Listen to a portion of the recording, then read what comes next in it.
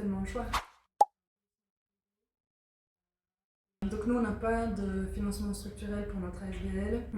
On répond à des appels à projets, donc on est, j'imagine, comme plein d'autres associations, à courir derrière tous les appels à projets, à devoir parfois mettre un peu des ronds dans des carrés.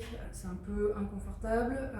Du coup, nous, on a développé aussi une activité économique où en fait on propose un service de blanchisserie, on va dire, pour des entreprises, surtout dans l'Horeca.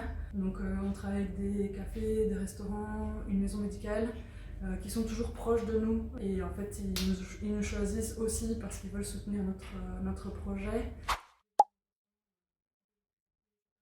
Donc, au début, on était tous bénévoles dans l'association. En fait, on a grandi quand on est vraiment passé d'un lieu à trois. On sent aussi que ce que nous on propose a un impact important et intéressant sur les personnes avec qui on est en contact. Et donc on voulait vraiment pouvoir proposer quelque chose de structuré, de qualité et de pérenne.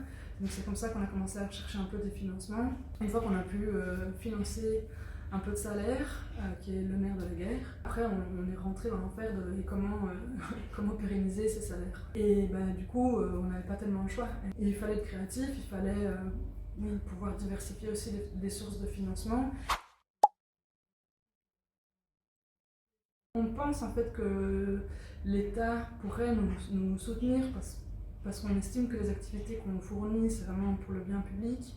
Mais on n'arrive pas encore à bien comprendre dans quel cadre de financement on peut se mettre, parce qu'on est à la fois sur l'aspect santé socio-communautaire, mais aussi sur la cohésion sociale. On commence aussi à amorcer des mouvements d'éducation permanente. On est un peu des trois, mais pas tout à fait un. Enfin, voilà. Et donc c'est un peu compliqué pour nous de pouvoir défendre le projet auprès d'une voie de financement public. Et du coup, on se fait balloter de structure de financement en structure de financement. Je pense que toutes les semaines, on réfléchit à comment on peut pérenniser l'ASBL.